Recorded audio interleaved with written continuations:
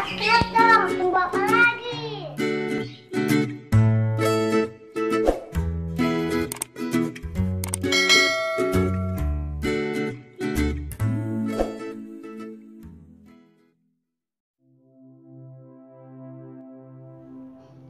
Menerima diperintah orang.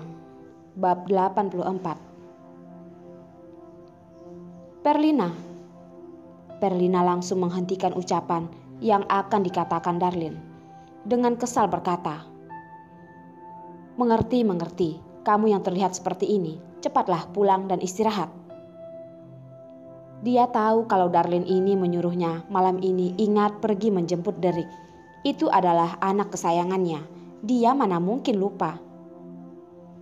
Terima kasih. Darlin dengan tenang tersenyum. Hendrik pun membawa Darlin pergi.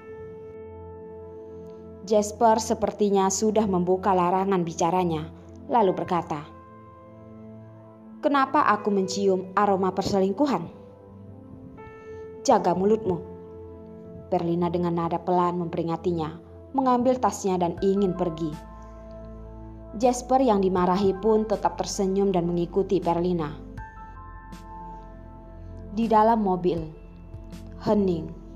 Hendrik yang perhatian pun tidak bertanya, hanya dengan tenang menyetir mobil. Hendrik, apakah kamu juga merasa aku terlalu ikut campur? Darlin berinisiatif memecahkan keheningan. Hendrik melihat ke depan. Dengan nada lembut berkata, Darlin, kamu tidak perlu membuang semua kesalahan pada dirimu sendiri. Tidak ada orang yang tidak melakukan kesalahan. Dan juga tidak ada orang yang bisa melakukan semua hal baik saja. Jadi, jangan terlalu memaksa dirimu sendiri.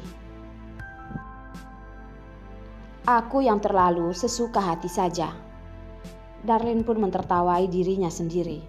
Bersandar di tempat duduk dan keringatan. Teringat tatapan Yos yang dingin, hatinya pun terasa begitu dingin. Kita semua tahu niat baikmu, tapi tidak semua niat baik akan berbuah baik.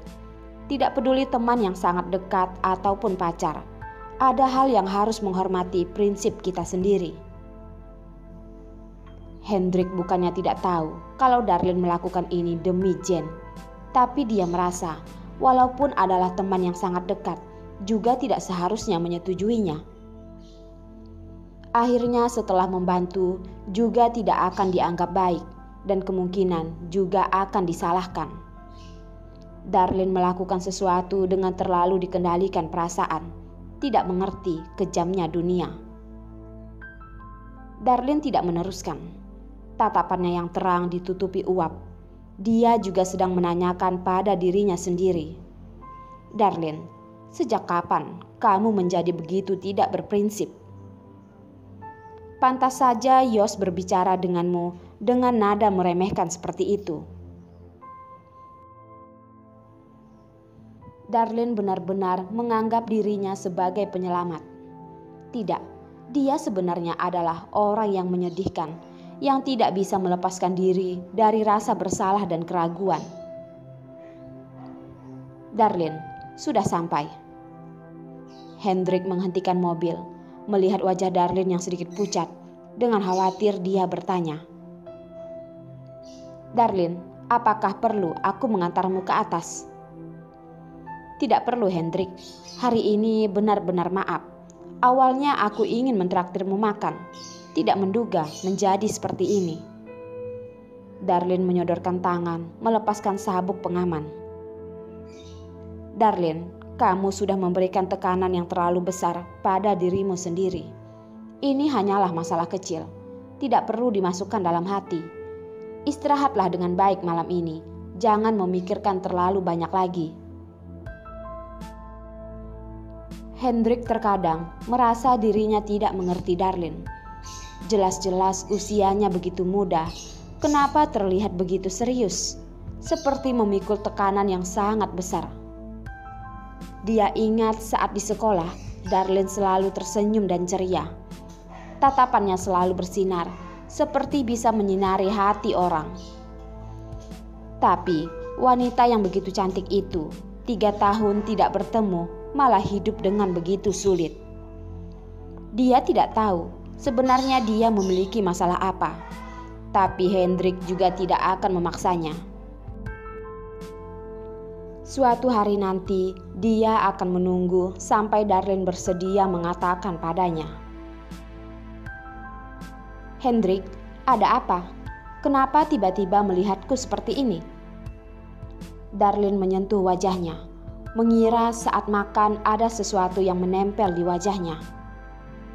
Hendrik pun tersadar, lalu menyadari tanpa sadar dia melihat Darlene dan melamun, tersenyum lembut lalu berkata, "Darlene, saat tersenyum kamu terlihat sangat cantik. Tersenyum lebih cocok denganmu."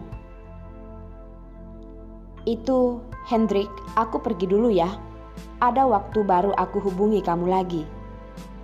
Darlene tidak menduga Hendrik akan tiba-tiba berkata seperti itu. Wajahnya pun memerah. Asal berkata dan mendorong pintu mobil seperti melarikan diri untuk pergi. Hendrik pun tertawa dan menjalankan mobil lalu pergi. Darlene kembali ke apartemen. Dengan tidak bersemangat duduk di sofa, terdiam melihat langit. Benar-benar satu masalah belum selesai dan satu masalah muncul lagi. Tiba-tiba nada dering ponsel Darlene berbunyi.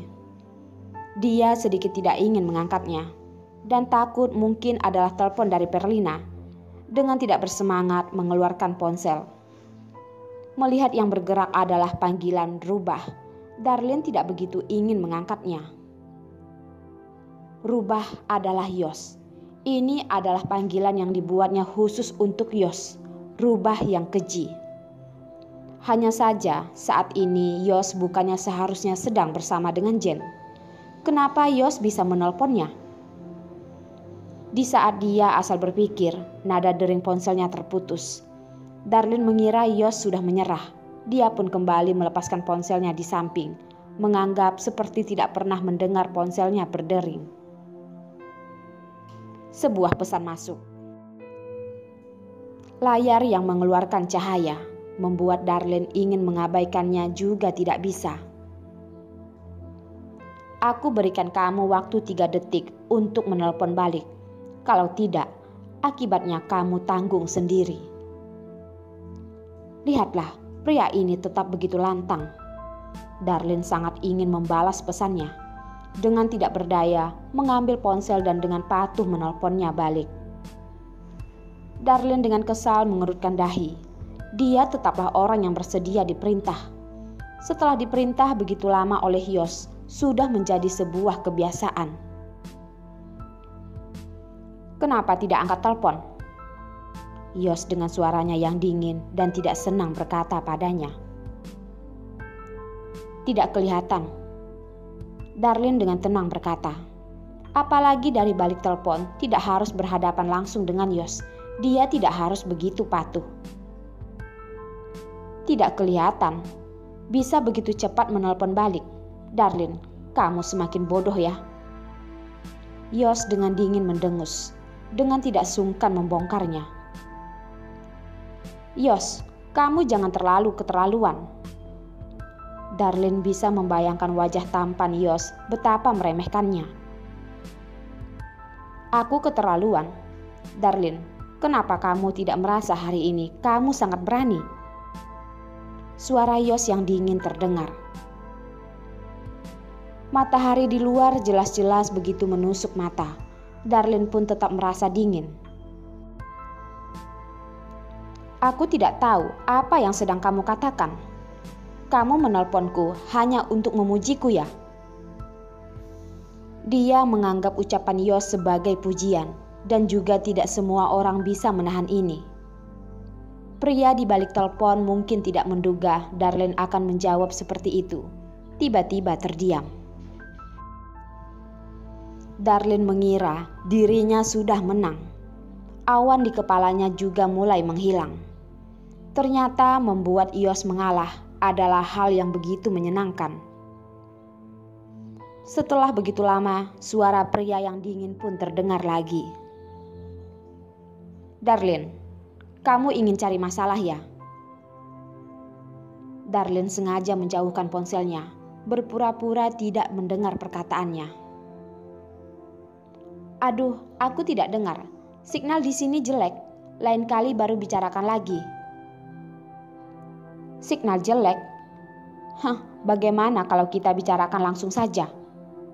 Ucapan Yos yang dingin langsung menghancurkan Darlene yang tadinya merasa bangga. Darlene juga tidak berpura-pura lagi.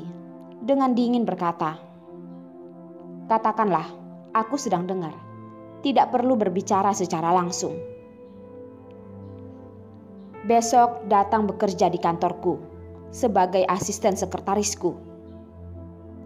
Ucapan Yos yang jelas bagaikan sebaskom air yang menyirami di atas kepala Darlene.